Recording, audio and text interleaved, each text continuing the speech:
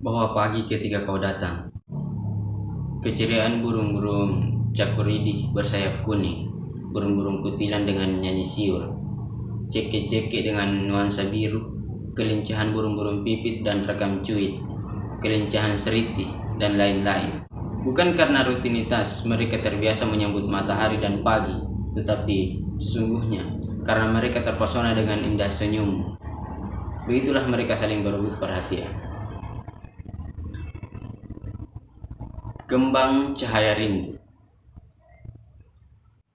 Seharusnya di pagi seperti ini, titik-titik embun itu telah memantulkan kilau di atas wajah hijau dedaunan, rerumputan, serta kelembutan kembang yang ada di sekitar rumah. Bergoyang dalam simfoni sejuk sepoi angin pagi dan memainkan kilau dari sinar matahari pagi. Kemilau yang memainkan warna-warni pelangi dari intipan matahari pagi dan ribuan titik embun menjadi kembang cahaya. Seharusnya seperti biasa di pagi seperti ini aku telah menyentuh kembang-kembang itu atau sedikit menggoyangkan daun untuk menggetarkan ranting agar titik embun bergulir ke jemariku dan jemariku pun menjadi kelopak kembang cahaya. Siapapun pasti dapat membayangkan betapa bahagianya jika jemarinya menjadi kelopak dari kembang cahaya. Kupu-kupu dari manakah yang dapat mengenal sari madu kembang cahaya hingga mereka dapat hinggap dan menghisapnya? Harusnya aku telah menyentuh kembang itu ke wajahku. Sentuhannya yang lembut serta dingin tak berbau, mengalir kencang melampaui kecepatan cahaya dalam rumus fisika, menembus jiwa, menyibak gorden jendela sukmak dan menabur kesejukan ke seluruh ruang.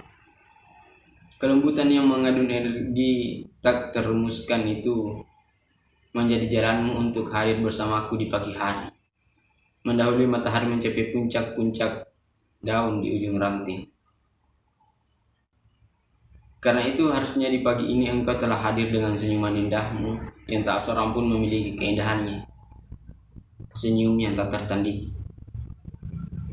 Keindahan senyummu itu membuatku memiliki keyakinan lain terhadap pagi, yakni pagi ketika kau datang. Suatu pagi yang tampak sama dengan pagi-pagi yang lain setiap hari, tetapi sebenarnya begitu berbeda. Bahwa pagi ketika kau datang, keceriaan burung-burung cakuridih bersayap kuning, burung-burung kutilan dengan nyanyi siul, cekek-cekek dengan nuansa biru, kelincahan burung-burung pipit dan ragam cuit, kelincahan seriti, dan lain-lain. Bukan karena rutinitas mereka terbiasa menyambut pagi dan pergi, tetapi sesungguhnya karena mereka terpesona dengan indah senyum. Begitulah mereka saling berebut perhatian, karena senyummu yang mempesona. Kadang-kadang aku cemburu pada burung-burung itu dan kupu-kupu yang begitu bahagia dengan senyummu.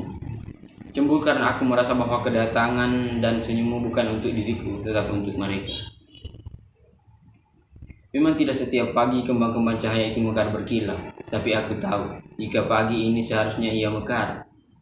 Dulu engkau pernah tanya padaku bagaimana aku dapat mengetahui saat pagi yang mana kembang cahaya dapat mekar.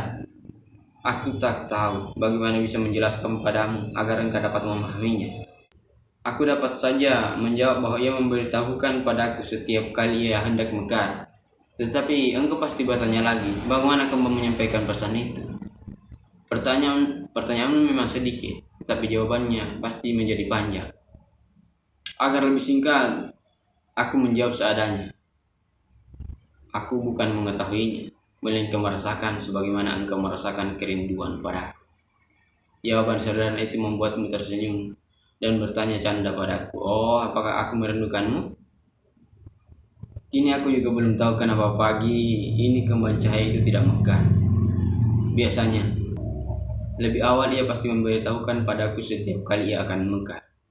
Tapi soal mengapa tidak mekar di pagi ini, ia belum memberitahu sebelumnya. Atau mungkin ia tak akan memberitahu. Satu-satunya yang dapat kupastikan walaupun ia tak memberitahuku sebelumnya adalah ketika purnama datang. Aku sudah menandai bahwa setiap kali purnama telah memandarkan kesempurnaan cahayanya di suatu malam, kembang-kembang cahaya itu pasti mekar di pagi hari. Aku tak bisa lupa hal itu karena aku juga selalu menanti purnama. Bukan hanya kesempurnaan cahaya yang aku senang pada purnama, tetapi juga setiap kali ia menyempurnakan cahaya. Ia pasti berada ia pasti berada tepat di depan teras rumahku. Di saat itulah aku dapat memandang ke arah utara pada sebuah bintang yang paling jauh dan sepi sendiri. Kedipannya kecil kemuni. Dialah kesempurnaan kerinduan, kesempurnaan cahaya, dan kesempurnaan kerinduan yang menyatu di malam purnama. Keindahan mekar kembang cahaya di pagi setelah purnama adalah manifestasi dari kedua kesempurnaan yang menyatu itu berwujud dalam kembang cahaya rindu. Jadi inilah kembang yang paling sempurna. Kembang bertabur kemilau cahaya rindu. Lalu engkau yang hadir menjadi bagian dari kesempurnaan. Juga bagian dari kemilau, juga bagian dari cahaya, dan juga menjadi bagian dari kerinduan. Kembang cahaya itu menjadi rindu, bagian terpenting dari hidupku setelah ruhku. Bahkan sebenarnya diam-diam aku merasakan bahwa sebenarnya kembang itu adalah ruhku sendiri.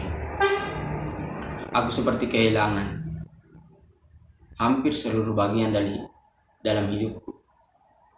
Hampir seluruh bagian dalam hidupku. Karena pagi ini bukan pagi di mana kembang cahaya rindu hadir dalam jiwaku. Kini hanya pagi biasa. Sebagaimana pagi lain sepanjang waktu, tanpa kemilau kembang, tanpa kemilau cahaya, tanpa kemilau rindu, dan kemilau senyum.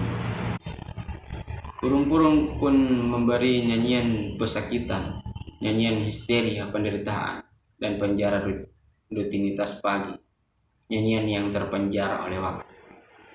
Daun-daun juga menghijau seadanya, mengesankan batas-batas usia. Hijau yang tersandra waktu hingga mereka menjadi coklat kering dan berguguran.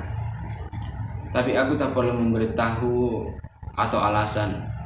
Ini hanya suatu bagian yang mesti dilalui, bahwa untuk mencapai kesempurnaan kerinduan, aku harus memiliki kualitas-kualitas sepi dan kesendirian yang melampaui ruang dan waktu. Dalam perjalanan melewati tapak sepi, ada banyak kesenangan dan penderitaan yang menjangkau kelupaan puncak rindu. Ya, ini soal kesetiaan, bahwa kualitas kesetiaan akan teruji dengan kedalaman rindu, tidak dalam kebersamaan sepanjang ruang dan waktu. Seharusnya pagi ini, tidak, bukan seharusnya. Pagi ini aku harus mulai membaca kitab-kitab sunyi dan sepi serta risalah kerinduan. Aku yakin pada lembar-lembar tertentu aku akan mendapat bahwa kembang cahaya rindu itu sungguh adalah wajah senyummu yang mekar, kemilau di hatiku. Tidak lagi pada daun pagi hari di halaman rumahku. Pinrang, 21 Januari 2012.